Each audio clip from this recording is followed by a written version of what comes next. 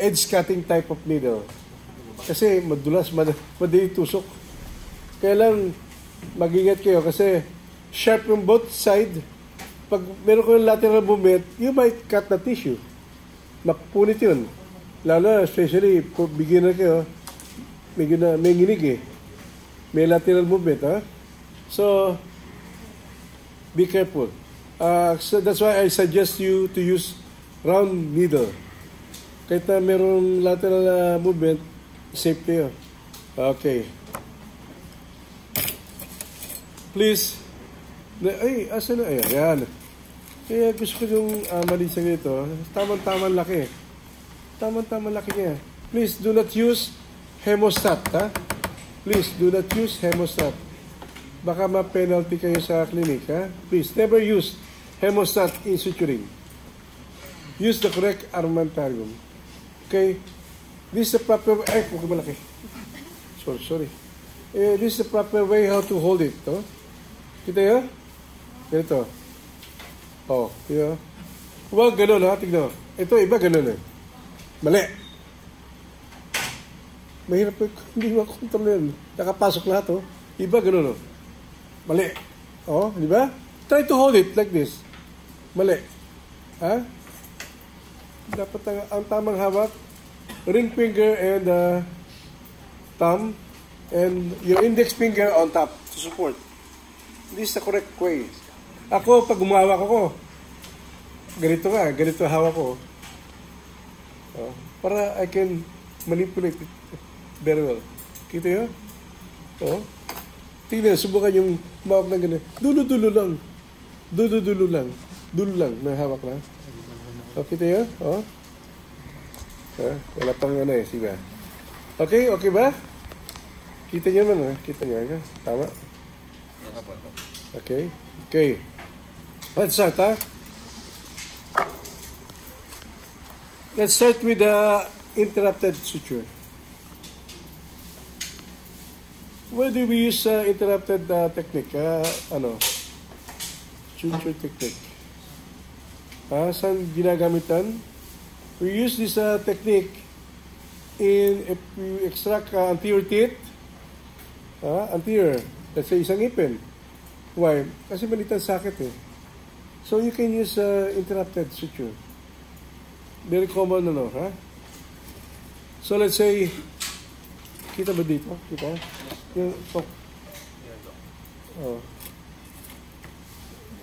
Pwede ganun ng konti para, kasi baka malaglag eh. Okay. So I'll start with one interrupted. Okay.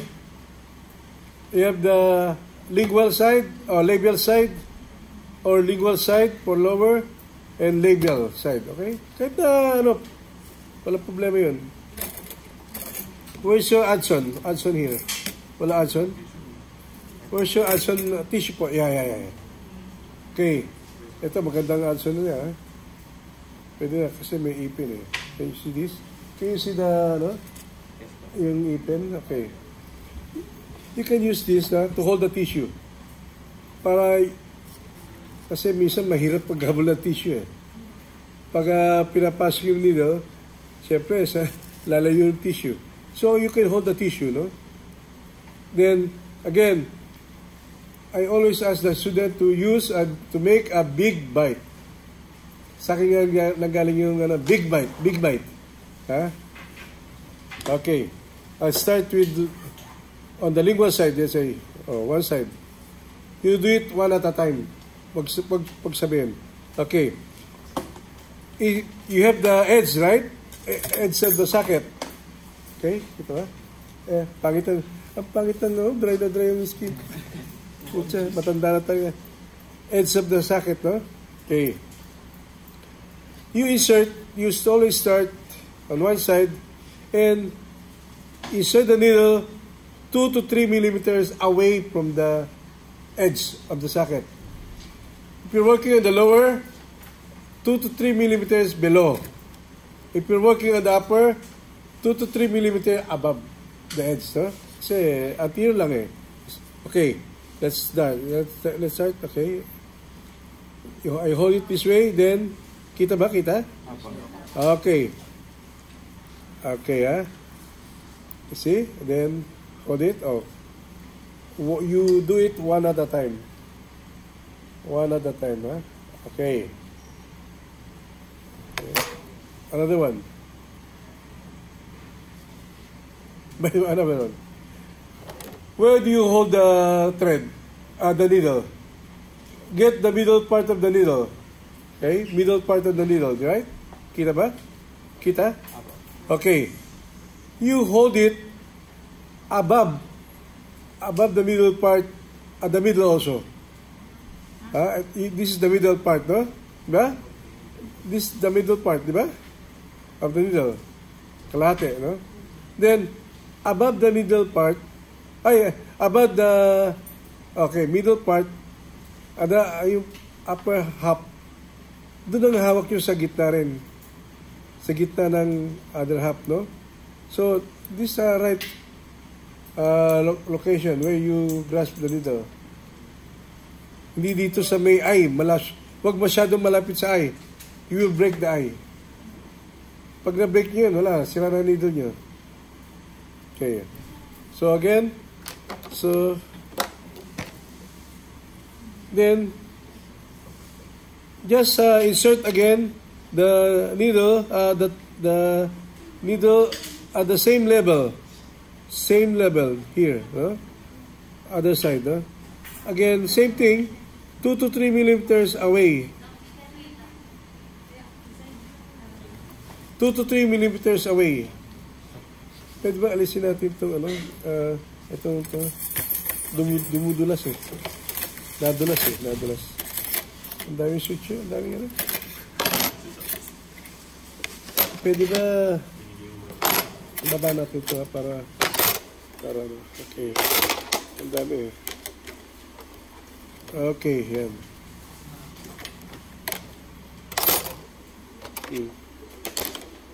Okay. Then get it there. Yeah.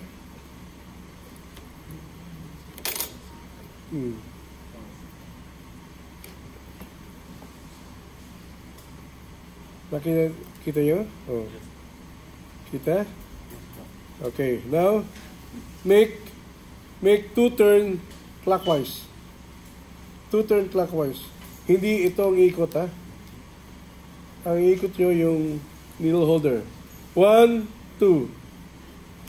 Then, hold it. Catch the end of the thread. Then, kita ba? Hindi ba na-block na kamay ko? Okay. Look at the twisted part of the thread. Kita ba? Kita? That is what you call surgeon's knot. Surgeon's knot. Okay, then pull it. Okay, then position the knot at the side, one side, either lingual or usually buckle, label. Okay, pwede rin sa ibabaw kung gusto nyo. Okay, then 2 clockwise, 1 counterclockwise. The same thing. 1, 2, then 1 clockwise, counterclockwise. Same thing, Huwag hawakan sa gitna. Look what will happen if you catch the thread at the middle. Buhol. Nabubuhol, right? Oh. Okay. So always catch it, the thread at the end, near the end or near. Okay, then you can do more. Clockwise, counterclockwise. Clockwise, counterclockwise. Just make sure that you tied it properly. Okay, then where we look at the thread? Okay, from the knot, 2 to 3 millimeters above the knot, like that. Kita yun? 2 to 3 millimeters above the knot. Kailan bang i-measure pa? Hindi na. Common sense lang yan, Okay. That's your interrupted suture. We use this suture technique for a small socket, no? Small socket. How about for the molars? Let's say you extracted 1 molar. 1 molar. Let's say 1 molar.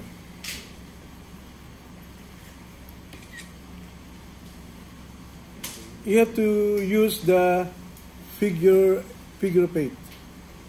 Figure of 8. Okay. Now, let's say you have the molar here, no? You have this mesial part and the distal part. Okay. Of course, you have a tooth here and also here. Pipim pa, no? Makatabi, proximal side. Okay. Let's say lingual or buccal pareho. Just start from one side. You insert the needle near the distal, proximal end. Proximal side, no? Or let's say may isang ipin dito, mesial or distal. Do not insert the thread at the middle of the socket. Do not insert the thread at the middle of the socket, no? Iba dito, ang suture dito nandito sa gitna. Mali. It should be here. On the proximal. Distal or mesial side of the adjacent tooth. Okay? So, dapat nandito. Hindi dito sa gitna. Nakuha nyo? Okay. Let's do it. Again, same thing, no? You start on one side. 2 to 3 millimeters away from the edge. On the proximal area. Okay?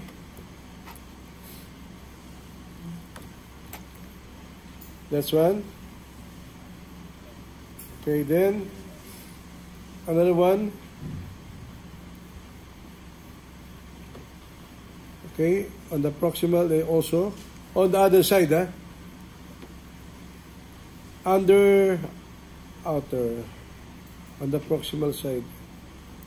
Okay, same thing, 2 to 3 or 3 to 4 millimeters away.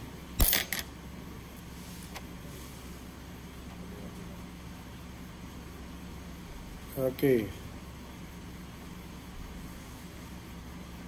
Kita yun? Ano napansin nyo? Diagonal, no? Diagonal.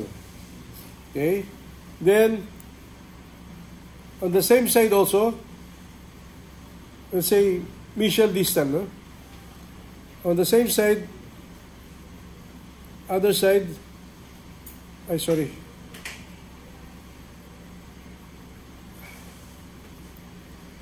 Pucang teda to. Alit kasi. Hirap. Hirap hawakan. Okay? So, same side on the other side, no? Same level, no? Kung saan ang layo, pareho lang yan. Okay? Get one again. Over This is over, no? Over. Ito yan.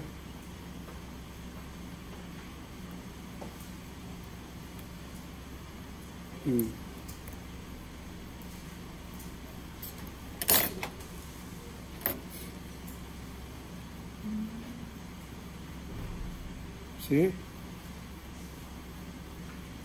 Then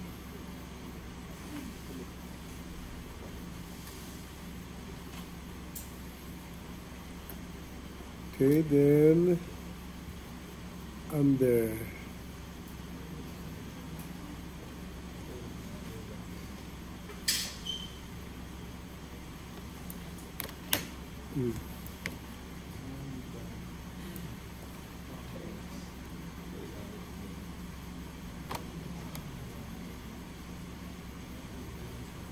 Ito ang makikita nyo. Did you see the 8 there? The figure 8 eh. Okay. Then, just pull the 2 thread. Okay, kita? Okay, then lock it. Same thing. 2 clockwise. 1, 2. Get the end. Ha? Umiwas eh. Okay? Bakit na? Umiwas. Okay. Same. You have the surgeon's not there? Okay. Pakidiin lang to para nahata ko. Yan. Can you see? Kita ba? Kita? Okay, ha? See? Just pull. Okay? You see? Oh. Then, bring it on one side. See? Then, yun ang hirap pag rubber. Kasi, tendency na bukas siya eh. Then, clockwise. Counterclockwise. So, isa lang. Okay? Always stretch the thread. Dapat naka-stretch sa thread. Hindi naka-fold, naka-lobo. Kasi, maluwag yan pag ganun. Ha? So, you can do that. Yeah? Okay? Okay, one. See? Kahit na ilan yan, pwede yan.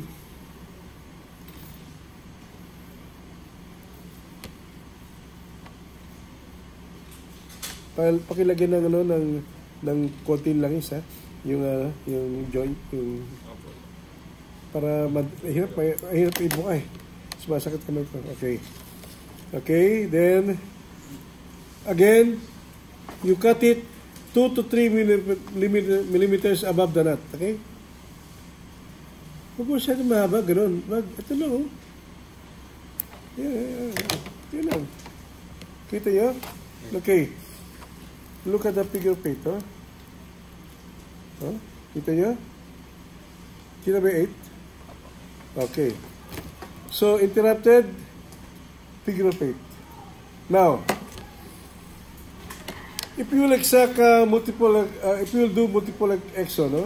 Let's say 4 anteriors or 3 posterior or 3 anteriors, basta't medyo marami na, you can use continuous type of suture. Huh?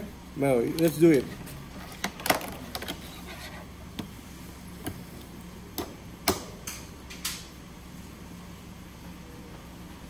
For the continuous, I will use this part, no? Ito lang. For the continuous, make ganun, okay. Make one interrupted first. Sasabihin ko na para mabilis ha. Pero dapat isa-isa lang ha. Sasabihin para mabilis na eh. Okay, make one interrupted first. Hirap eh, oh.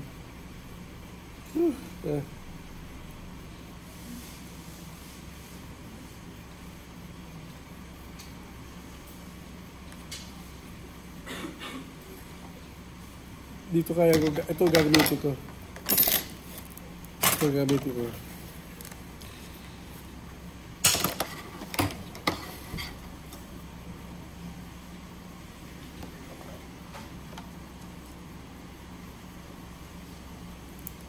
Okay, same thing. Hold kita. Okay. Start on one side.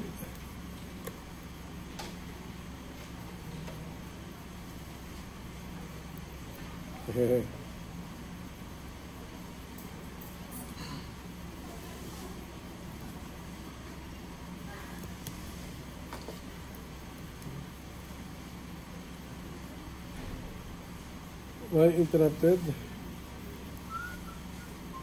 Dapat you insert it again on the same level.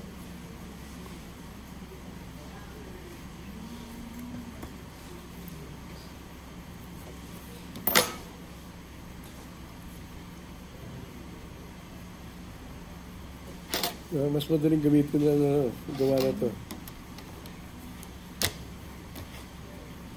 Same thing, 1, 2.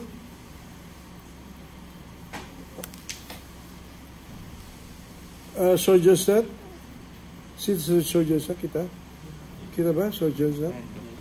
Okay, that twist, Then bring it on one side also. Okay pa.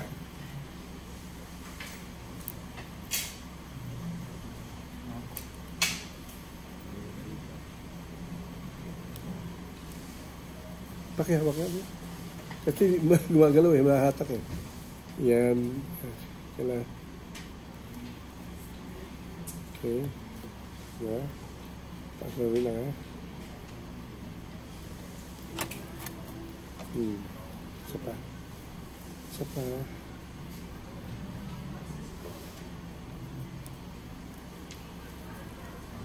Cut the other one. Dito. Pakikat. Above my finger nail.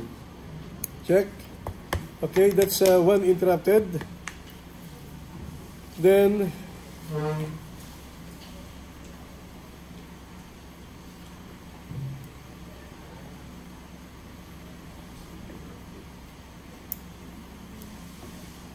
okay.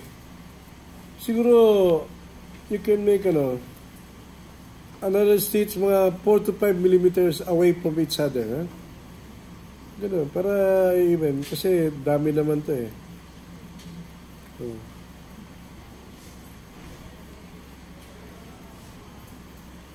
Again, do it one at a time, ha? Huwag niyo ako sundin. Parang yung pangit eh. Yeah? Ang problema, pagka hindi ako sumasabit yung sumasabit sa eye. Pangit ng Okay. So, pakihawak tol. Okay? From this position, look at this. Kita ba? Kita? Paki-focus lang ha. Turn. Pag ang turn nyo is always clockwise, ha? Clockwise. Puro clockwise. Hindi yung clockwise, counterclockwise. Ang takbo ng turn nyo, ganun. So, it should be uniform, no? So, to the right, parate. To the right. Eh? See the 8? You see the 8? Then, hold the thread, the needle, there, on the other side. Oh. Shoot there. Oh. Then, hold it like that. Then, forward, and, hawak ko yung sa dulo. Forward, backward, forward, backward. See? Kita yun? Okay. Another one.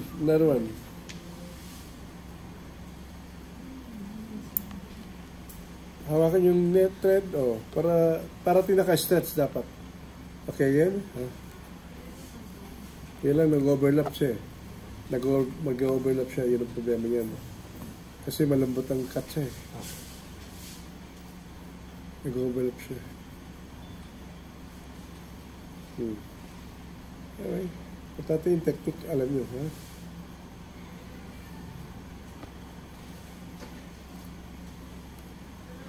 Okay, see?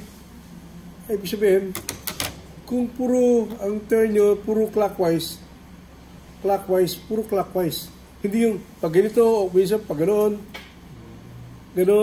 ang takbo ng turn nyo, ganoon. You try it. Okay? You can use your finger. Oh. Then, catch the needle. Okay, see the surgeon step there? Then, backward, then forward. Backward, forward. See? Tighten the suture. Okay, how to lock? I will lock it now. How to lock it? How to lock the continuous type? Oh. Okay, ha? Same thing. Maintain na, parang maganda naman tignan. May art, no? Hindi yung, may iba, masyado maliit. Yung iba, wala sa ayos, naka ganon, tagilid. Konting art din. Dapat may art pa rin. Okay?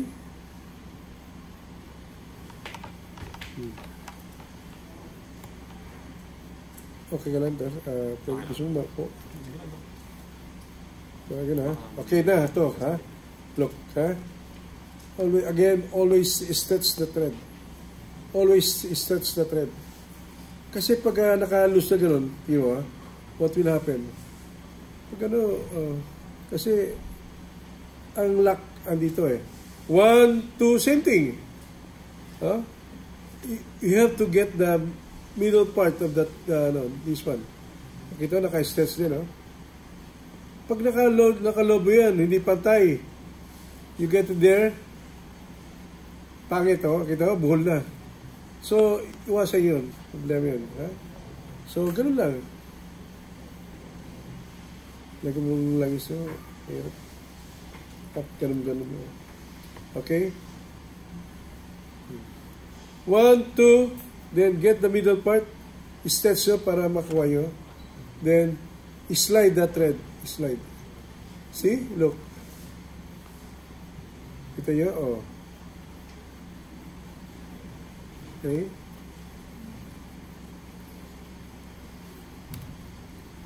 Then, one counterclockwise.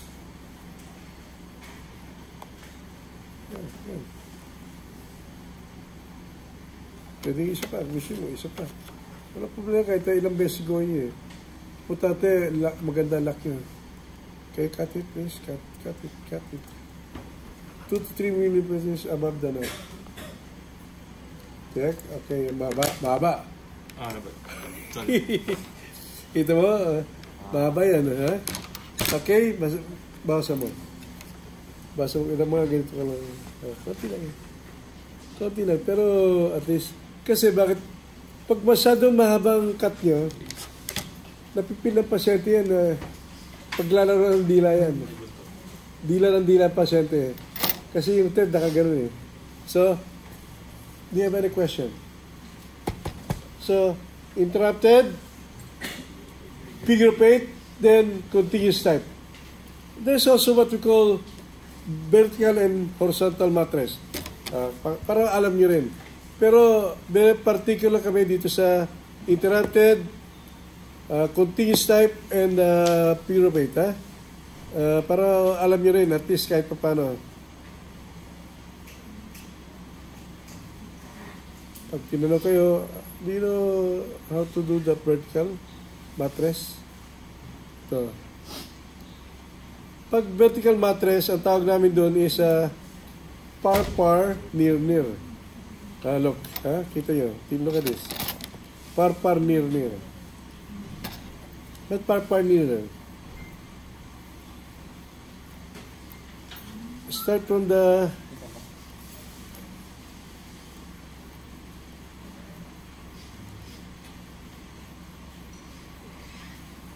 ako. Ito. Okay, par. Malayo, par. Malayo, sobrang layo talaga.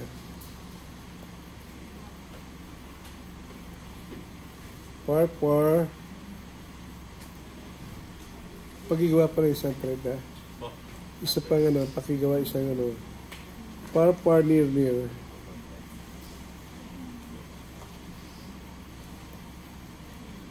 Okay, kita nyo, look at this, ha? Kala mo interrupted, oh. Par, malayo eh. Par, near, ibig sabihin, near the edge, ha? Near the edge, okay. On the same level, near to the edge, okay. Par, near. Look at this, ha?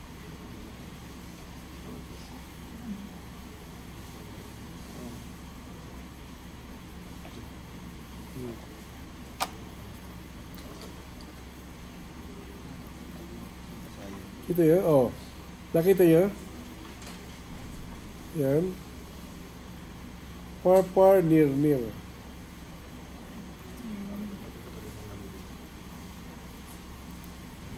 Same area, same level. Near.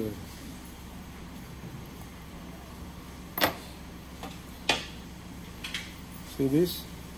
Nakita nyo? Pakihawak natin. You see this? Oh.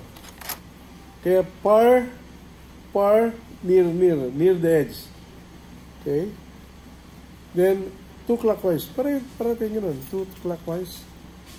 1 counterclockwise. See? Oh.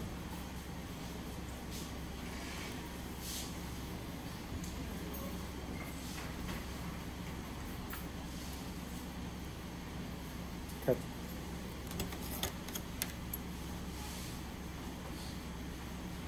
Check. Hindi na pantay. Isa mahaba. Okay. Vertical mattress. Ito yun? Vertical mattress, ha? Saan natin gamit itong vertical mattress? We usually use this mattress sutures sa skin. Sa skin. Ha? Para may content tension ba? Kahit sa torus palatinus, kasi kumisan, pag interrupted suture lang ginamit mo, nagsasag eh. Kaya dapat may suture ka malayo, may suture malapit sa sakit. Yeah? Vertical mattress. Horizontal. Horizontal mattress. Saan yung isa pa? Thread. Okay. Ando na. Middle. Wala pa, Dok. Okay lang yun.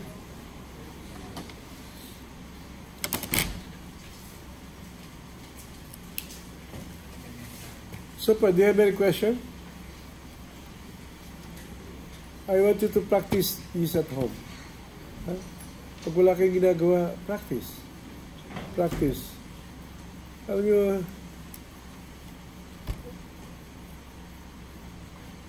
tali pa, pag natuto kayo, tali pa yung mga matatandang clinician. Ibang senior clinician hanggang ngayon, palpak ang suture Ha?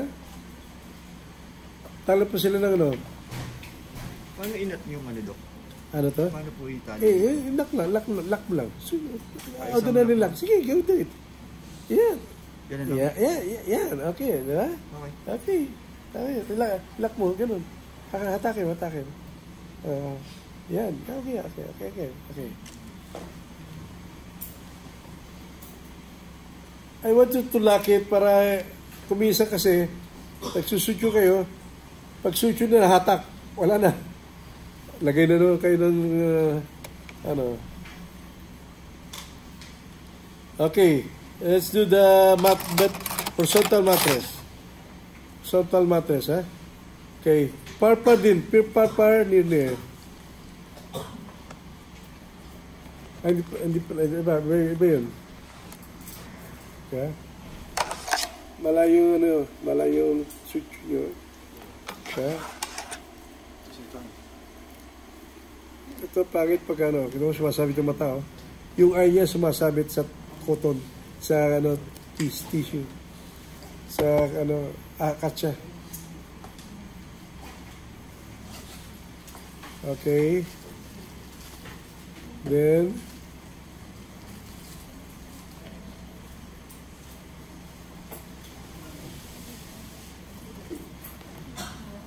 nasabit ito yung sumasabit tignan nyo. Yan ang problema kuminsan. Okay, so yan isang suture, malayo siya, malayo sa edge, malayo sa edge. Okay.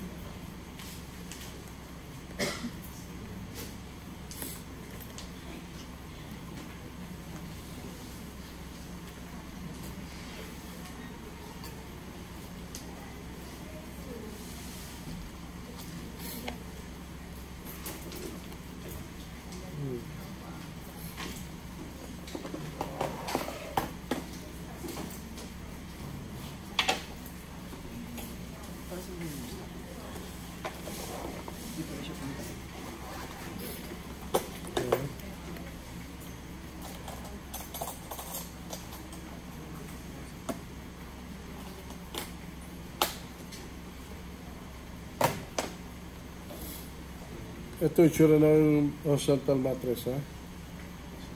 1, 2, same thing. Look at that, ha?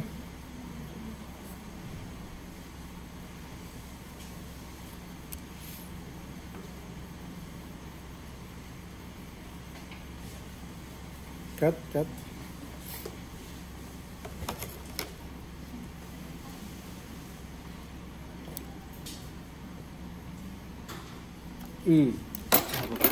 Okay.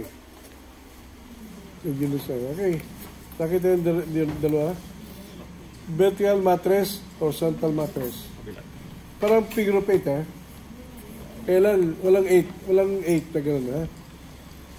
Nakita yung difference yung dalawa? Sa figure of 8? Dito, sa vertical mattress, horizontal mattress, wala kayong 8. Okay? Kasi maganda yung may figure of 8, you know? Let's say, after extraction of first molar, medyo madugo. Usually, ang ginagawa natin, we put something, a gel foam, we call it gel foam. Yung coagulant pa. Is this gel foam, when mixed with blood, nagiging, clot, blood clot. Nagka-clot siya. It prevents further bleeding. So, to maintain the position of that gel foam down there, we use figure of 8. Ang 8 nasa ilalim. Mas maganda yung 8 nasa ilalim. Ha? Yung 8 nasa ilalim. Iba, they use 8 nasa ibabaw eh. You can see the 8 over the edge. Mas maganda yung 8 nasa ilalim so that that figure of 8 will hold the blood clot in their place sa ilalim. Okay? Dito, ito, parang purpose the same, no? Actually, pag molar, we do this kind of suture or the figure of 8. We place the suture on the proximal area, near the proximal, adjacent to the right mesial and distal tooth, no? Para ang constriction nandun sa area na yun. Kasi ang bleeding usually nandun eh. For you to arrest the bleeding on the proximal area. Now, do you have any question, please? You ask question now. Ask question. Please, after the prelim, I'll start checking your instruments. Huh? So, siguro yung iba meron ng instruments, no? Do you have extra instruments dyan? Pero may dalang instruments? May I borrow? Okay, any question here in the suturing? Walang tanong. Oh, very good, ha? Talagang absorb nyo lahat, ha? Galing. Okay, please, prepare your suture.